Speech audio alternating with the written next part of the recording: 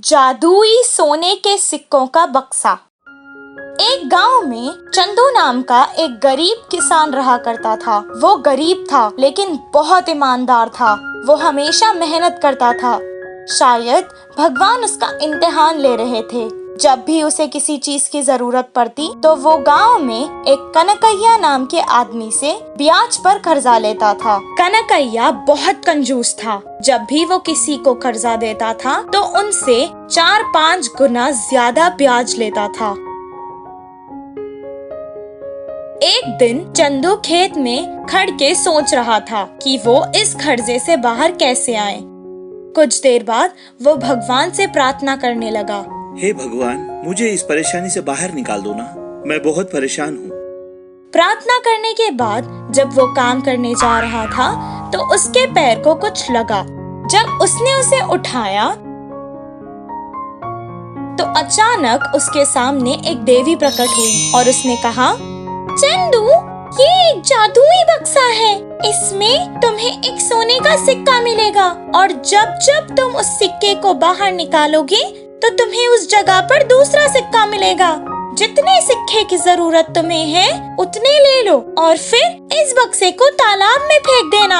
लेकिन एक बात का ध्यान रखना, अगर तुमने बक्सा फेंकने से पहले सिक्के खर्च किए तो वो बक्सा और सारे सिक्के गायब हो जाएंगे।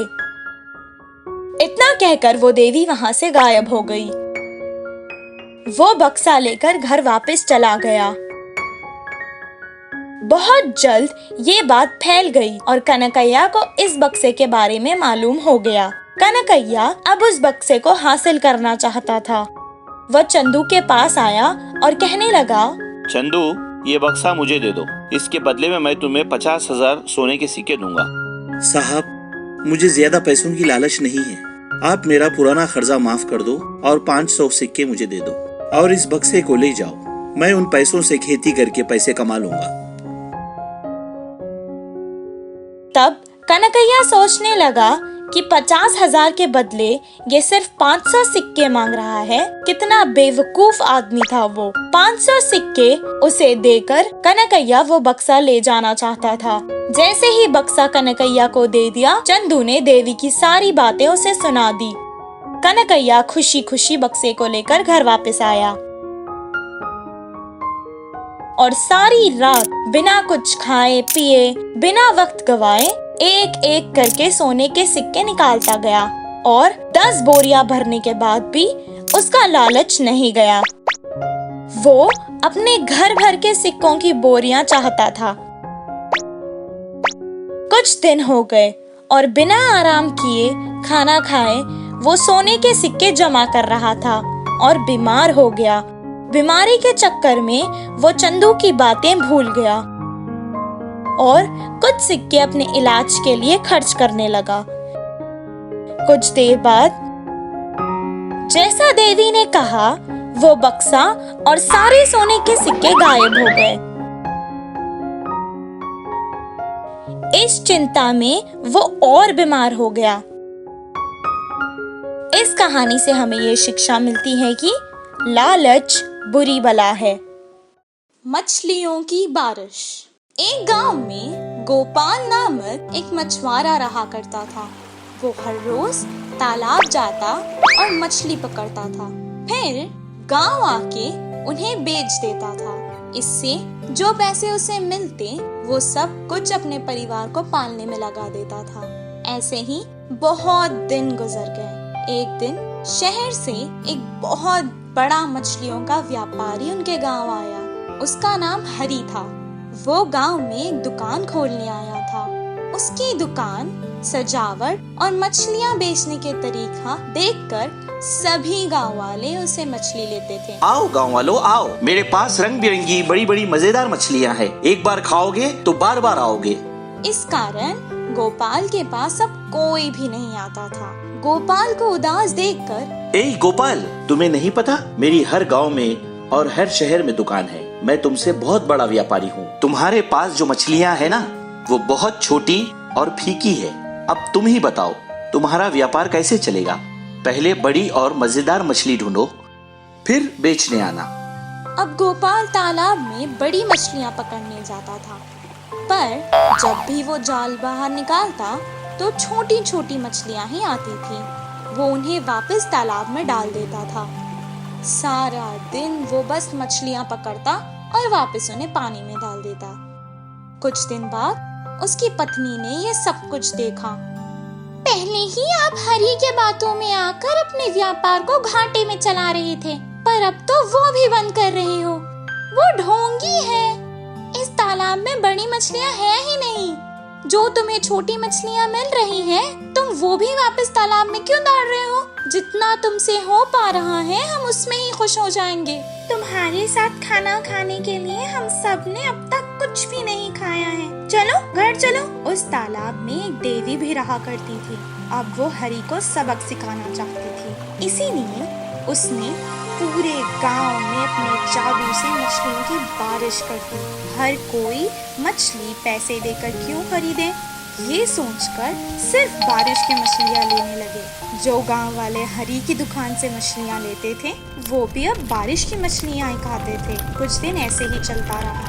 हरी की दुकान बहुत घाटे में चल रही थी। ये बारिश में मछलियाँ कैसे आ रही है? कौन अपने पैसे बर्बाद करके मेरी दुकान से मछलियाँ खरीदेगा? इतना कहकर वहाँ से दूसरे गांव चला गया। हरी के जाने के बाद मछलियों की बारिश होना बंद हो गई और दोबारा गोपाल का व्यापार अच्छा चल रहा था। इस कहानी से हमें ये शिक्षा मिलती है कि अगर हम किसी और के नुकसान करेंगे तो हमारा भी कभी भला नहीं होगा। भाग राजा या गधा राजा। एक गांव में धोबी के पास एक गधा रहता था। वह हमेशा मालिक से खुश नहीं था। धोबी के इस चार घास चरे के लिए मैं भला क्यों मेहनत करूं? मेरा श्रम और उसका फल, इस भेद को मैं क्यों भुगतूं? सोचकर वह हर दिन रात को अपने आप को छुड़ाकर पास के जंगल में भाग जाता था। जंगल के गधे इस नई आई हुई गधे को संदेह से देखे। पहले किसी ने उतना ध्यान नहीं दिया, फिर जल्दी उसके बातें सुनकर उधर शामिल हो गए। आगे आगे उस गधे ने उन सब के बीच अपनी पहचान बना ली। एक दिन उन गधों के भीड़ में इस जंगल का राजा कौन है? बोलकर पूछा। भाग राजा। बोलकर कहा एक गधे ने। कब से? हमारे दादाओं के जमाने से ही यह बाघ राजा के दादा राज्य करते थे। फिर इनके पिता का अधिकार चला और अब उनके बाद ये बाघ राजा राज्य कर रहे हैं। यह कितना घोर और सरासर धोखा है। कुछ सोचो, हमेशा बाघ जात ही राज्य करेगा तो फिर बाकी के जानवरों को राज्य पालन करने का मौका कैसे मिलेगा? इस बार हमारे जात को ही राज्य अधिकार का मौका मिलना चाहिए। उसकी बातों से सारे गधे सोच में पड़ गए। आखिर में वही बूढ़ा गधे ने पूछा, तुम्हारे बात सुनने के लिए तो ठीक है, लेकिन राज्य पालन करने का हमें सामर्थ्य होना चाहिए ना? यह बात सुनते ही वह नई गधा जोर से चिल्लाकर पीछे के पैर से जमीन पर लात मारी। हमारे भलों को हम ही कम समझ रहे हैं। हम बुद्धि में और बल में किसी से कम नहीं, लेकिन हम बस थोड़ा धीरज रखते हैं। उतना क्यों, मुझे एक बार अधिकार देने को कहो। इस बाघ राजा से अच्छा राज्य पालन करूंगा। सारे गधों ने मानते हुए सिर हिलाया। अपने नए नायक गधा राजा की जय जयकार करते हुए नारे बोलने लगे। अगले दिन सारे गधे बाघ राजा के पास आए। सब गधों को एक ही बार देखने पर मंत्री लोमड़ी भाग जाता था। क्या बात है? बोलकर बाघ राजा गरजने लगे। गरजने पर वे सब डर गए, पर फिर भी कुछ बाहर नहीं दिखाए। गधा राजा, हमारे आने की वजह भाग राजा से कहो। सारे गधों ने कहा। बाघ राजा को तो वह सब देख के बहुत ही मजेदार लग रहा था। हवा के झोंके से कोई उड़ पाता है क्या? राज्य का मुकुट सच में कांटों से भरी होती है। उसकी आशा सबको होती है, पर अधिकार का योग्य ना होने पर वह मूर्खता होगी। ऐसे क्यों बोल रहे हो बाघ राजा? हमें एक बार अवसर तो दो। हम उसके योग्य है या नहीं आपको ही समझ में आ जाएगा। बोलते हुए गधे राजा ने बहुत ही देर से भाषण देने लगे। बाघ राजा को पानी सर से ऊपर तक पहुंच चुका था। गधा राजा अकेला आया होता तो अब तक एक ही पंजा में मारकर कहीं दूर पहुंचा देता। अच्छा ठीक है, आज से इस जंगल के राजा तुम हो। इस जंगल की 1000 आंखों से हिफाजत करो। सारे गधे विजय नारे लगाते हुए वापस चल पड़े। गधा राजा को शुभकामनाएं देकर खुशी मनाए। ऐसे कुछ दिन जंगल के राजा के होदे में गधे ने सारे भोगों का अनुभव किया। एक दिन कहीं से हाथियों की भीड़ आकर जंगल में बवाल करने लगे। सारे पेड़ों को नष्ट कर रहे थे। छोटे जानवरों को पैरों से कुचलते हुए, शोर मचाते हुए सबके नींद हराम करके छोड़ दिया था। इससे गधा राजा को बहुत गुस्सा आया। अपने सिपाहियों को चौकन्ना किया। एक ही बार सारे हाथियों पर दंड किया, लेकिन हाथियां उनसे नहीं डरे। वे सारे पलट के वार करने लगे। अपनी सूंड से बहुत दूर धक्का देने लगे। इससे बहुत सारे गधे डर के भाग गए। गधा राजा के बातों से डट के एक हाथी का सामना किया तो उसे गुस्सा आकर गधा राजा को अपनी सूंड से उठाकर कहीं दूर फेंक दिया।